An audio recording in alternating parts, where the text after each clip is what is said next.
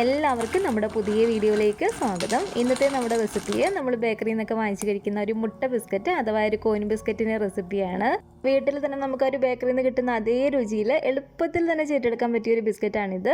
ഈ ഒരു ബിസ്ക്കറ്റ് ഞാൻ ഓവനിൽ വെച്ച് ഓവനില്ലാതെ ചെയ്യുന്ന രീതിയും കാണിക്കുന്നുണ്ട്. അപ്പോൾ നമ്മളിൽ പലരുടെയും ഫേവറേറ്റ് ആയിട്ടുള്ള ഈ ഒരു മുട്ട ബിസ്ക്കറ്റ് എങ്ങനെയാണ് തയ്യാറാക്കുന്നതെന്ന് നമുക്കൊന്ന് നോക്കാം. കൂടാതെ നമ്മുടെ ഈ ഒരു വീഡിയോ കണ്ടുകൊണ്ടിരിക്കുന്ന സമയത്ത് നിങ്ങൾക്ക് ഇഷ്ടപ്പെടുവാണെങ്കിൽ മറക്കാതെ തന്നെ ഒരു ലൈക്ക് ബട്ടണും കൂടെ ഒന്ന് ക്ലിക്ക് ചെയ്യണേ.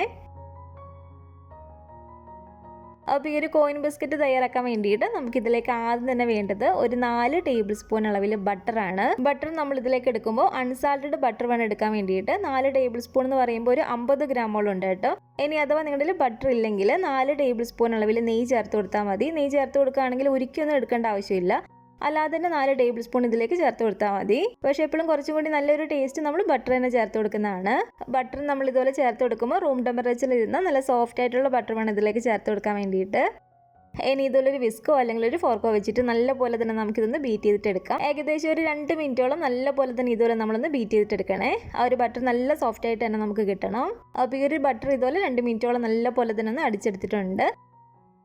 ഇനി നമുക്കിതിലേക്ക് ചേർത്ത് കൊടുക്കേണ്ടത് 1/2 കപ്പ് അളവിൽ പഞ്ചസാരയാണ്. പഞ്ചസാര നമ്മൾ പൊടിക്കേണ്ട ആവശ്യമൊന്നുമില്ല. ഇതുപോലെ മുഴുവനായിട്ടുള്ള പഞ്ചസാര ഒരു 1/2 കപ്പ് ഇതിലേക്ക് നമുക്ക് ചേർത്ത് കൊടുക്കാം. പിന്നെ നമുക്കിതിലേക്ക് വേണ്ടത് 2 കോഴിമുട്ടയാണ്. മുട്ട നമ്മളിതിലേക്ക് ചേർത്ത് കൊടുക്കുമ്പോൾ ഒരു മുട്ട ഇതുപോലെ മുഴുവനായിട്ട് പൊട്ടിച്ച് നമ്മളിതിലേക്ക് ഒഴിച്ചു കൊടുക്കുക. ബാക്കി ഒന്ന് ഇതുപോലെ പൊട്ടിച്ചിട്ട് ആ ഒരു വെള്ളം മാത്രമേ ഇതിലേക്ക് ചേർത്ത് കൊടുക്കാവുള്ളൂ. മഞ്ഞക്കരു ആവശ്യമില്ല, മഞ്ഞക്കരു നമുക്ക് മാറ്റിയേക്കാം. രണ്ടാമത്തെ മുട്ടയുടെ ഒരു മഞ്ഞക്കരു നമ്മൾ ഇതിലേക്ക് എടുക്കാത്ത കാര്യം മുട്ടയുടെ ഒരു സ്മെല്ല് ഒരുപാട് ഉണ്ടാകാതിരിക്കാൻ വേണ്ടിയിട്ടാണ്. 1 കപ്പ് പൊടിയാണ് നമ്മൾ എടുക്കുന്നതെങ്കിൽ ഇതുപോലെ ഒരു മുട്ട മുഴുവനായിട്ടും ഒന്നിൻ്റെ ഒരു വെള്ളം കൂടി ചേർത്ത് കൊടുത്താൽ മതി. എങ്ങനെ നമ്മൾ എടുക്കുമ്പോൾ ഒരു മുട്ടയുടെ ഒന്നും ഒട്ടും തന്നെ സ്മെല്ല് ഉണ്ടാവില്ല. അപ്പോൾ ആ ഒരു മുട്ടയുടെ വെള്ളം കൂടി ഇതിലേക്ക് ഞാൻ ഒഴിച്ചു കൊടുത്തിട്ടുണ്ട്. അതുപോലെ തന്നെ ഇതിലേക്ക് ഒരു 2 ടീസ്പൂൺ അളവിൽ വാനില എസൻസും കൂടി നമുക്ക് ചേർത്ത് കൊടുക്കാം. ഈ ഒരു വാനില എസൻസിന് പകരമായിട്ട് 1 ടീസ്പൂൺ അളവിൽ പൈനാപ്പിൾ എസൻസ് ചേർത്ത് കൊടുത്താലും മതി. എന്നിട്ട് വീണ്ടും ഒരു 3-4 മിനിറ്റോളം നല്ല പോലെ തന്നെ ഇതുപോലെ ബീറ്റ് ചെയ്തിട്ട് എടുക്കുക. അപ്പോൾ നല്ല പോലെ തന്നെ ഒരു 4 മിനിറ്റോളം ഞാനൊന്ന് അടിച്ചെടുത്തിട്ടുണ്ട്. ഇനി ഒരു ബിസ്ക്കറ്റിന് ചെറിയൊരു മഞ്ഞ കളർ കിട്ടാൻ വേണ്ടിയിട്ട് ഒരു 2-3 ഡ്രോപ്പ് യെല്ലോ ഫുഡ് കളറും കൂടി നമുക്ക് ഇതിലേക്ക് ചേർത്ത് കൊടുക്കാം. എന്നിട്ട് നല്ല പോലെ തന്നെ ഇതുപോലെ മിക്സ് ചെയ്തിട്ട് എടുക്കുക. ഈ ഒരു ഫുഡ് കളർ ഓപ്ഷണലാണ്. നമുക്ക് ആ ഒരു മഞ്ഞ കളർ വേണമെന്നുണ്ടെങ്കിൽ ചേർത്ത് കൊടുത്താൽ മതി, ബേക്കറിയിൽ നിന്നൊക്കെ കിട്ടുന്ന പോലെ. ഇനി നമുക്കിതിലേക്ക് ചേർത്ത് കൊടുക്കേണ്ടത് 1 കപ്പ് അളവിൽ മൈദയാണ്.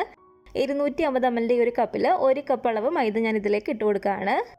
ഇപ്പം നമ്മൾ എടുക്കുന്ന മൈദയിൽ ചെറിയ ചെറിയ കട്ടകളായിട്ടൊക്കെ കിടക്കുന്നുണ്ടെങ്കിൽ അതൊന്ന് അരിച്ചിട്ട് വേണം ഇതിലേക്ക് ചേർത്ത് കൊടുക്കാൻ വേണ്ടിയിട്ട്. പിന്നെ നമുക്കിതിലേക്ക് വേണ്ടത് ഒരു 1/2 ടീസ്പൂൺ അളവിൽ ബേക്കിംഗ് പൗഡറാണ്. അതുപോലെ തന്നെ ഒരു നുള്ളു ഉപ്പും കൂടി ഇതിലേക്ക് ചേർത്ത് കൊടുത്തിട്ടുണ്ട്. എന്നിട്ട് നല്ല പോലെ തന്നെ ഇതുപോലെ മിക്സ് ചെയ്തിട്ട് എടുക്കുക.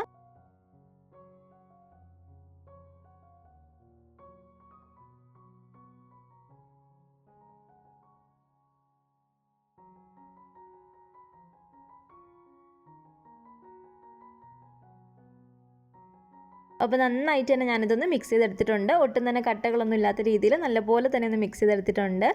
ഇതിപ്പോൾ കണ്ടിട്ട് ഇതുപോലെ ചെറിയൊരു കട്ടിക്ക് വേണം നമ്മുടെ ഒരു മുട്ട ബിസ്ക്കറ്റിൻ്റെ ഒരു ബാറ്റർ ഇരിക്കാൻ വേണ്ടിയിട്ട്. ഒരുപാടങ്ങ് ലൂസായിട്ടല്ല ഇരിക്കേണ്ടത്.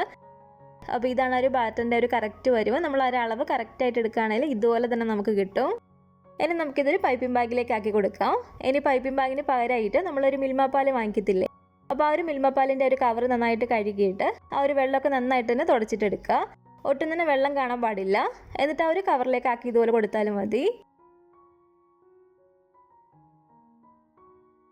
അപ്പോൾ ഈ ഒരു ബാറ്ററിൻ്റെ പകുതിയോളം തന്നെ ഞാൻ ഈ ഒരു പൈപ്പിംഗ് ബാഗിലേക്ക് ആക്കി കൊടുത്തിട്ടുണ്ട്. എന്നിട്ട് ഇതൊരു കെട്ടിട്ട് കൊടുക്കുക, ടൈറ്റായിട്ട് ഇരിക്കാൻ വേണ്ടിയിട്ട്. ഇനി ഇതിൻ്റെ അറ്റം നമുക്കൊന്ന് കട്ട് ചെയ്ത് കൊടുക്കണം. ഒരുപാട് വലിയ ഹോളായിട്ട് നമ്മൾ കട്ട് ചെയ്യരുത്. ചെറിയ ചെറിയ കോയിൻ വലുപ്പത്തിലാണ് നമ്മളിത് ഉണ്ടാക്കിയിട്ട് എടുക്കുന്നത്. ഈ ഒരു ബിസ്ക്കറ്റ് നമ്മൾ ഒരുപാട് വലുപ്പത്തിൽ ചെയ്യരുത്. ഒരുപാട് വലുപ്പത്തിൽ ചെയ്താൽ അതിൻ്റെ ഉൾവശമൊന്നും നമുക്കത്ര ക്രിസ്പി ആയിട്ട് കിട്ടത്തില്ല. ആദ്യം ഞാൻ ഈ ഒരു ഓവൻ്റെ ഈ ഒരു ട്രേയിൽ ഒരു ബട്ടർ പേപ്പർ ഇതുപോലെ കട്ട് ചെയ്തിട്ട് കൊടുത്തിട്ടുണ്ട്. എന്നിട്ട് ഇതുപോലെ അറ്റം കട്ട് ചെയ്തതിന് ശേഷം പതിയെ ഇതുപോലെ പ്രസ് ചെയ്തിട്ട് ഈ ഒരു വലുപ്പത്തിൽ ഇതുപോലെ ആക്കി കൊടുക്കുക.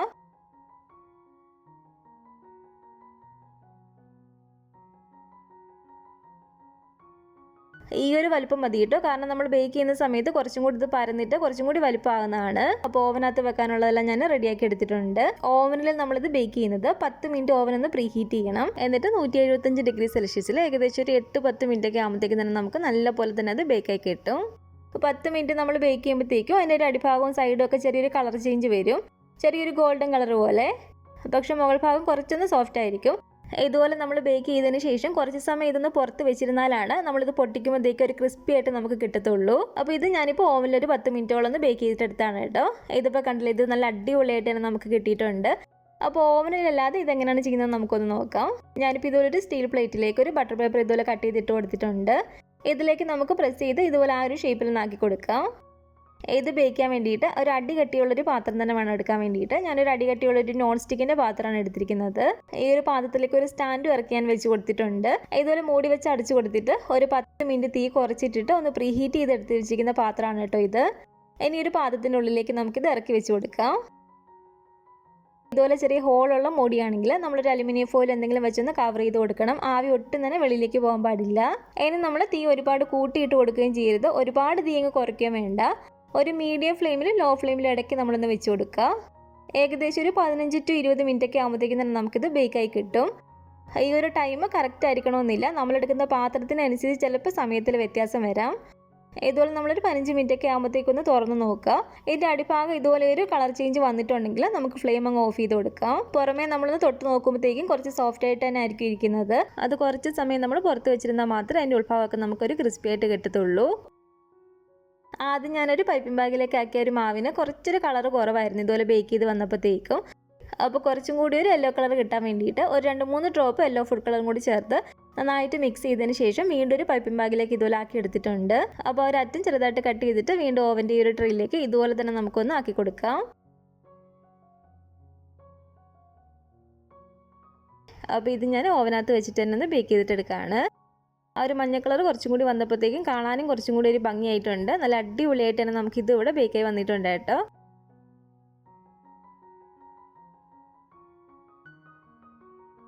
ഓവനിൽ വെച്ചതാണെങ്കിലും പാനിൽ വെച്ചതാണെങ്കിലും നമ്മൾ ആ ഒരു ബേക്ക് ചെയ്ത സമയത്തിന് ശേഷം കുറച്ച് സമയം ഒന്ന് പുറത്ത് വെച്ചിരുന്നാലേ ഇതുപോലെ നമ്മൾ പൊട്ടിക്കുമ്പോഴത്തേക്കും ഒരു ക്രിസ്പി ആയിട്ട് നമുക്ക് കിട്ടത്തുള്ളൂ.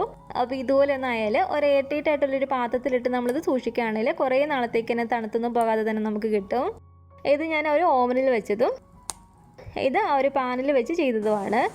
ഓവനിൽ വെച്ചതാണ് കുറച്ചും കൂടി നല്ലൊരു പൊട്ടിക്കുമ്പോൾ നല്ല ക്രിസ്പി ആയിട്ടുള്ളത്. പാനിൽ വെച്ചതും അത്യാവശ്യം നല്ല ക്രിസ്പി ആയിട്ട് തന്നെ നമുക്ക് കിട്ടും. അപ്പോൾ ഇന്നത്തെ നമ്മുടെ ഈ ഒരു മുട്ട ബിസ്ക്കറ്റിൻ്റെ റെസിപ്പി നിങ്ങൾക്ക് ഇഷ്ടപ്പെട്ടെങ്കിൽ ഇതുവരെ നിങ്ങൾ ഈ ഒരു മുട്ട ബിസ്ക്കറ്റ് വീട്ടിൽ ട്രൈ ചെയ്ത് നോക്കിയിട്ടില്ലെങ്കിൽ തീർച്ചയായിട്ടും ഒന്ന് ഉണ്ടാക്കി നോക്കണേ. ഉണ്ടാക്കി നോക്കിയിട്ട് നിങ്ങളുടെ അഭിപ്രായങ്ങളൊക്കെ മറക്കാതെ തന്നെ നമ്മുടെ കമൻറ്റ് ബോക്സിൽ വന്ന് അറിയിക്കുക. അതുപോലെ തന്നെ നമ്മുടെ ഒരു വീഡിയോ ഇഷ്ടപ്പെട്ടെങ്കിൽ മറക്കാതെ തന്നെ ഒരു ലൈക്ക് ബട്ടണും കൂടെ ഒന്ന് ക്ലിക്ക് ചെയ്യണേ. നിങ്ങളുടെ അഭിപ്രായങ്ങളൊക്കെ കമൻറ്റ് ചെയ്യുകയും ഫാമിലിയും ഫ്രണ്ട്സും ഒക്കെ ആയിട്ട് നമ്മുടെ ഒരു വീഡിയോ ഒന്ന് ഷെയർ ചെയ്ത് കൊടുക്കുക. പുതിയതായിട്ട് നമ്മുടെ ചാനൽ ആരെങ്കിലും കാണുന്നുണ്ടെങ്കിലും ഇതുവരെയായിട്ട് നമ്മുടെ ചാനൽ സബ്സ്ക്രൈബ് ചെയ്തിട്ടില്ലെങ്കിലും താഴെ കാണുന്ന റെഡ് സബ്സ്ക്രൈബ് ബട്ടണും കൂടെ ഒന്ന് പ്രസ് ചെയ്ത് സപ്പോർട്ട് ചെയ്യണേ. കൂട്ടത്തിൽ ആ കാണുന്ന ബെല്ലൈക്കണും കൂടെ ഒന്ന് ക്ലിക്ക് ചെയ്യുകയാണെങ്കിൽ ഞാനിടുന്ന പുതിയ പുതിയ റെസിപ്പികളൊക്കെ നിങ്ങൾക്ക് അപ്പം തന്നെ നോട്ടിഫിക്കേഷനായിട്ട് കിട്ടുന്നതായിരിക്കും. ഇൻഷാല്ലാ വീണ്ടും നമുക്ക് ഇതുപോലെ നല്ലൊരു റെസിപ്പിയായിട്ട് കാണാം.